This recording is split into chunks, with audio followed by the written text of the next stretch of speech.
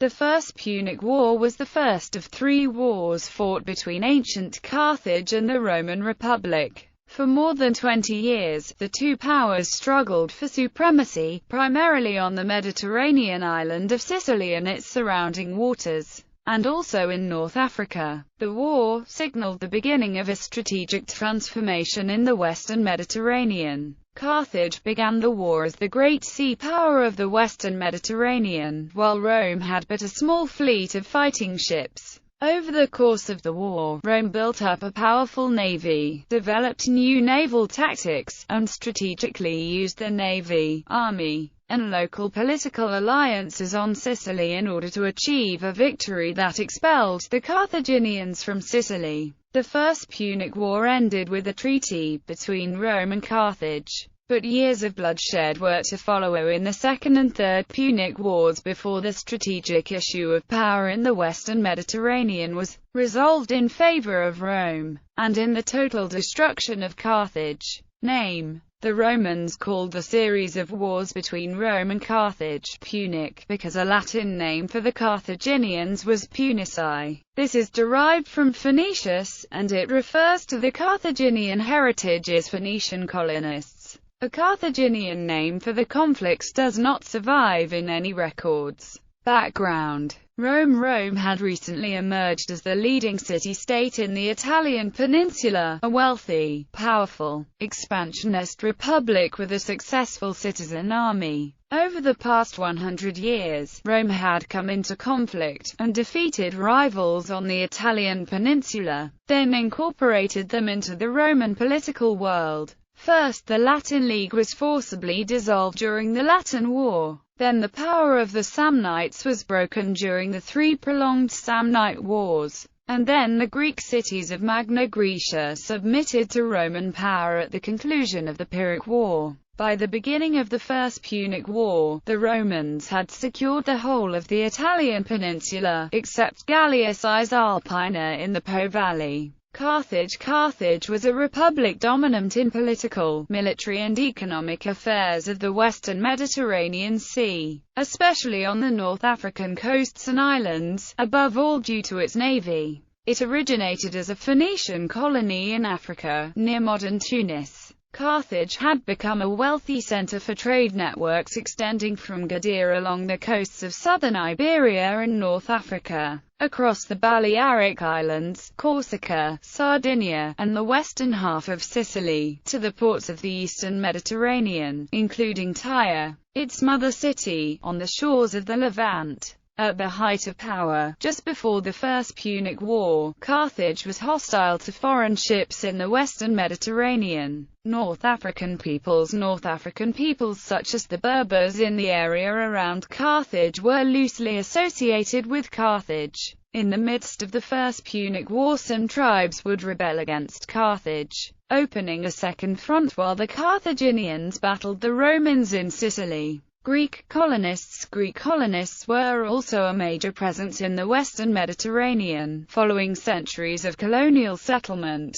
trade and conflicts with Rome over Magna Graecia and with Carthage over places such as Sicily. The rich, strategically influential, and well-fortified Greek colony of Syracuse was politically independent of Rome and Carthage. Hostilities of the First Punic War began with developments involving the Romans, Carthaginians, and Greek colonists in Sicily and southern Italy. Beginning in 288 BC, the Mamertines, a group of Italian mercenaries originally hired by Agathocles of Syracuse, occupied the city of Messana in the northeastern tip of Sicily, killing all the men and taking the women as their wives. At the same time, a group of Roman troops made up of Campanian citizens without the vote also seized control of Rhegium, which lies across the straits on the mainland of Italy. In 270 BC, the Romans regained control of Rhegium and severely punished the survivors of the revolt. In Sicily, the Mamertines ravaged the countryside and collided with the expanding regional empire of the independent city of Syracuse. Hiera II, tyrant of Syracuse, defeated the Mamertines near Mila on the Longinus River. Following the defeat at the river Longinus, the Mamertines appealed to both Rome and Carthage for assistance, and acting first, the Carthaginians approached Hiera to take no further action and convinced the Mamertines to accept a Carthaginian garrison in Messana. Either unhappy with the prospect of a Carthaginian garrison, or convinced that the recent alliance between Rome and Carthage against Pyrrhus reflected cordial relations between the two,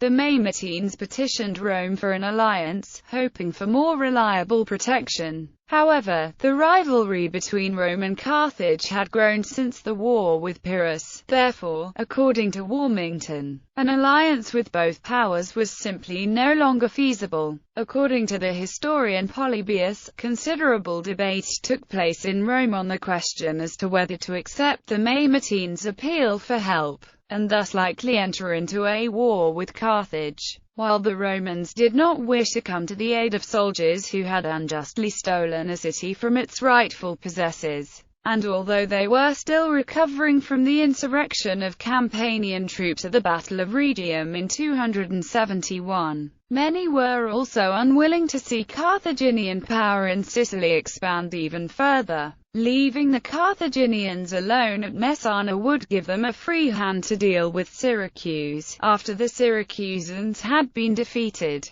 the Carthaginian takeover of Sicily would essentially be complete. A deadlocked Senate put the matter before the Popular Assembly, where it was decided to accept the Mamertines' request, and Appius Claudius Caudex was appointed commander of a military expedition with orders to cross to Messana, Roman landing and advance to Syracuse. Sicily is a hilly volcanic island, with geographical obstacles and rough terrain making lines of communication difficult to maintain. For this reason, land warfare played a secondary role in the First Punic War. Land operations were confined to small-scale raids and skirmishes, with few pitched battles. Sieges and land blockades were the most common large-scale operations for the regular army. The main blockade targets were the important ports, since neither Carthage nor Rome were based in Sicily and both needed continuous reinforcements and communication with the mainland.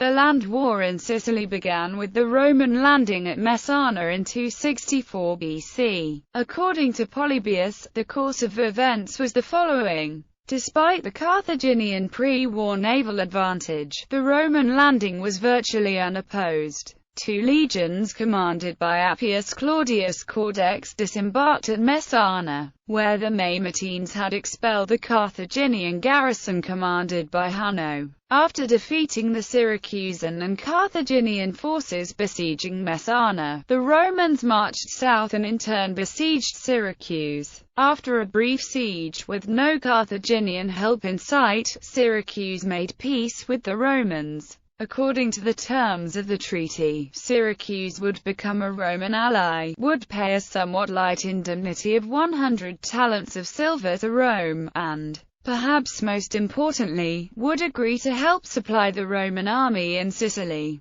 This solved the Roman problem of having to keep an overseas army provisioned while facing an enemy with a superior navy. Following the defection of Syracuse, several other smaller Carthaginian dependencies in Sicily also switched to the Roman side. Carthage prepares for war. Meanwhile, Carthage had begun to build a mercenary army in Africa, which was to be shipped to Sicily to meet the Romans. According to the historian Philinus, this army was composed of 50,000 infantry, 6,000 cavalry, and 60 elephants. According to Polybius, this army was partly composed of Ligurians, Celts and Iberians. In past wars on the island of Sicily, Carthage had won out by relying on certain fortified strong points throughout the island, and the plan was to conduct the land war in the same fashion. The mercenary army would operate in the open against the Romans,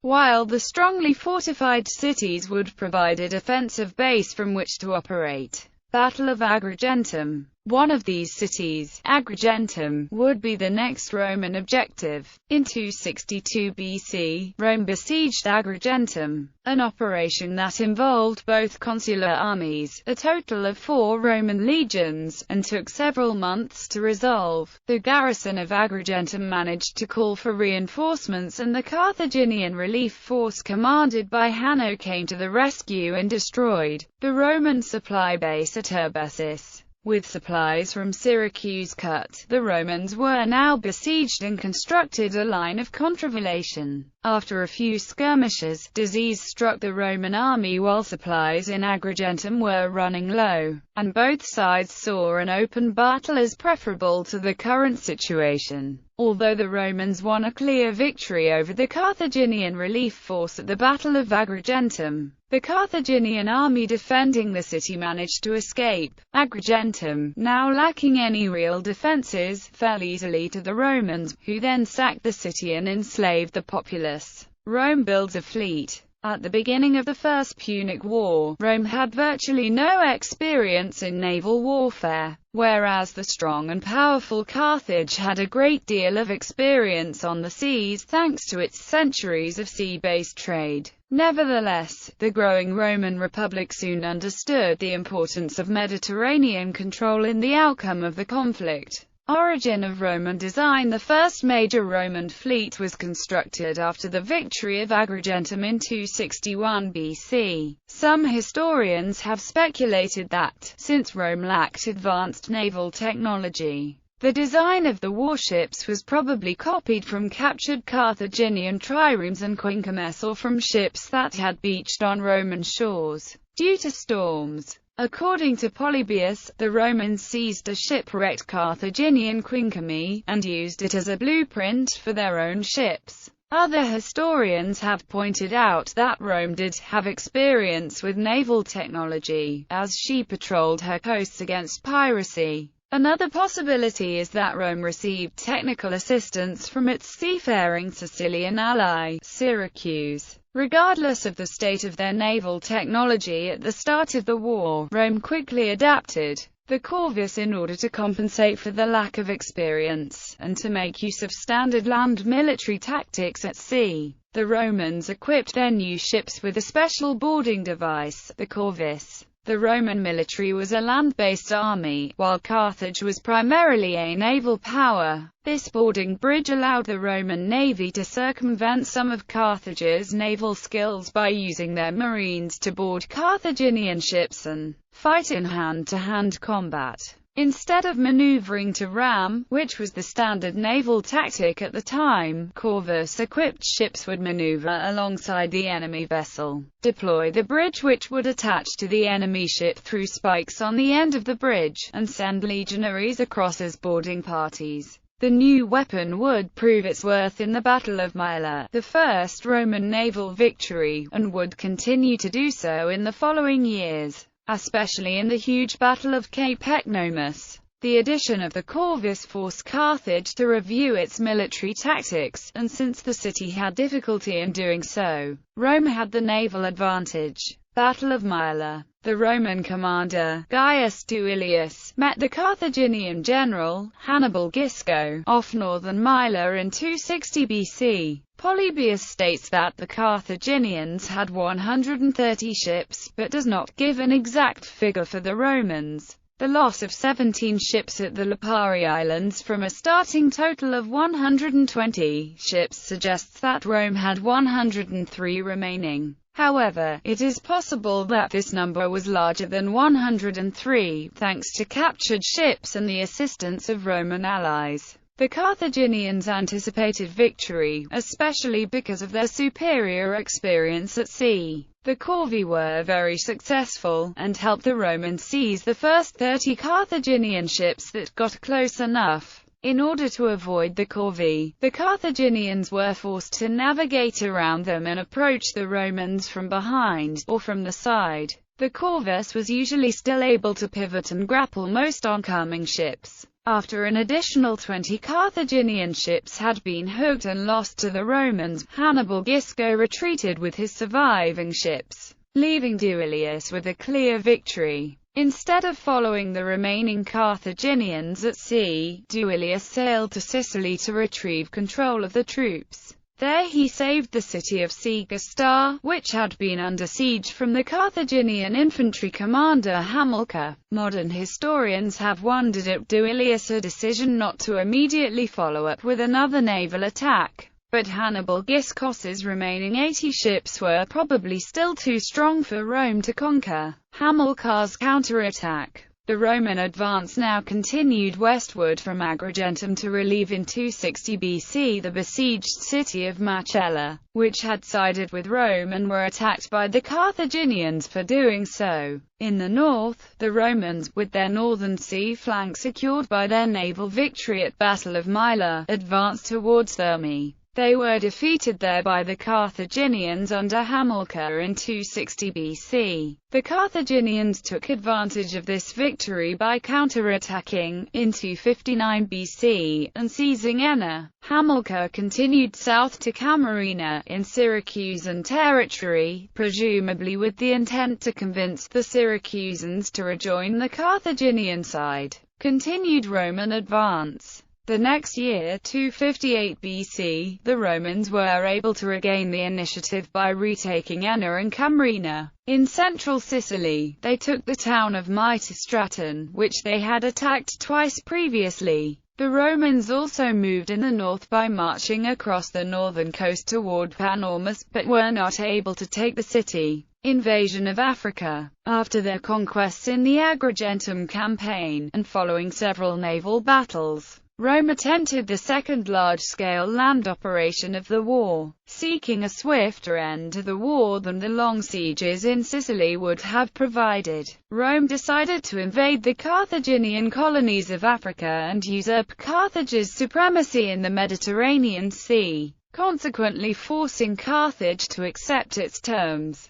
Battle of Cape Ecnomus. In order to initiate its invasion of Africa, the Roman Republic constructed a major fleet, comprising transports for the army and its equipment, and warships for protection. Carthage attempted to intervene with a fleet of 350 ships, but was defeated in the Battle of Cape Ecnomus. Regulus's raid. As a result of the battle, the Roman army, commanded by Marcus Atilius Regulus, landed in Africa and began ravaging the Carthaginian countryside. The siege of Aspish was the first fighting on African land during the war. Regulus was next victorious at the Battle of Addison, forcing Carthage to sue for peace. The terms were so heavy that negotiations failed, and, in response, the Carthaginians hired Xanthippus, a Spartan mercenary, to reorganize the army. Xanthippus defeated the Roman army and captured Regulus at the Battle of Tunis, and then managed to cut off what remained of the Roman army from its base by re-establishing Carthaginian naval supremacy. Carthage's respite. The Romans, meanwhile, had sent a new fleet to pick up the survivors of its African expedition. Although the Romans defeated the Carthaginian fleet and were successful in rescuing its army in Africa, a storm destroyed nearly the entire Roman fleet on the trip home. The number of casualties in the disaster may have exceeded 90,000 men. The Carthaginians took advantage of this to attack Agrigentum. They did not believe that they could hold the city, so they burned it and left. Renewed Roman offensive. The Romans were able to rally, however, and quickly resumed the offensive. Along with constructing a new fleet of 140 ships, Rome returned to the strategy of taking the Carthaginian cities in Sicily one by one. Initial failure attacks began with naval assaults on Lilybaeum, the center of Carthaginian power on Sicily, and a raid on Africa. Both efforts ended in failure. The Romans retreated from Lilybaeum, and the African force was caught in another storm and destroyed. Northern advance. The Romans, however, made great progress in the north. The city of Thermae was captured in 252 BC, enabling another advance on the port city of Panormus. The Romans attacked this city after taking Cephalodon in 251 BC. After fierce fighting, the Carthaginians were defeated and the city fell. With Panormus captured, much of western inland Sicily fell with it. The cities of Ietas, Solis, Petra, and Tyndarus agreed to peace with the Romans that same year. Southwestern expedition. The next year, the Romans shifted their attention to the southwest. They sent a naval expedition toward Lilybaeum. En route, the Romans seized and burned the Carthaginian holdout cities of Selinus and Heraclea Manoa. This expedition to Lilybaeum was not successful, but attacking the Carthaginian headquarters demonstrated Roman resolve to take all of Sicily. The Roman fleet was defeated by the Carthaginians at Drepanae, forcing the Romans to continue their attacks from land. Roman forces at Lilybaeum were relieved, and Eryx, near Drepanae, was seized, thus menacing that important city as well. Following the conclusive naval victory off Drepanae in 249 BC, Carthage ruled the seas as Rome was unwilling to finance the construction of yet another expensive fleet. Nevertheless, the Carthaginian faction that opposed the conflict, led by the landowning aristocrat Hanno the Great, gained power and in 244 BC, considering the war to be over, started the demobilization of the fleet, giving the Romans a chance to again attain naval superiority. Conclusion. Stalemate in Sicily. At this point, Carthage sent General Hamilcar Barca to Sicily. His landing at Ecta drew the Romans away to defend that port city and resupply point and gave Drepanae some breathing room. Subsequent guerrilla warfare kept the Roman legions pinned down and preserved Carthage's toehold in Sicily. Although Roman forces which bypassed Hamilcar forced him to relocate to Eryx, to better defend Drepanae. Battle of the Agates Islands. Perhaps in response to Hamilcar's raids, Rome built another fleet. It was this fleet that rendered the Carthaginian success in Sicily futile, as the stalemate Hamilcar produced in Sicily became irrelevant following the Roman naval victory at the Battle of the Agates Islands in 241 BC, where the new Roman fleet under consul Gaius Lutatius Catulus was victorious over an undermanned and hastily built Carthaginian fleet. Carthage lost most of its fleet and was economically incapable of funding another, or of finding manpower for the crews. Without naval support, Hamilcar Barca was cut off from Carthage and forced to negotiate peace and agree to evacuate Sicily. It should be noted that Hamilcar Barca had a subordinate named Gesco conduct the negotiations with Lutatius, in order to create the impression that he had not really been defeated.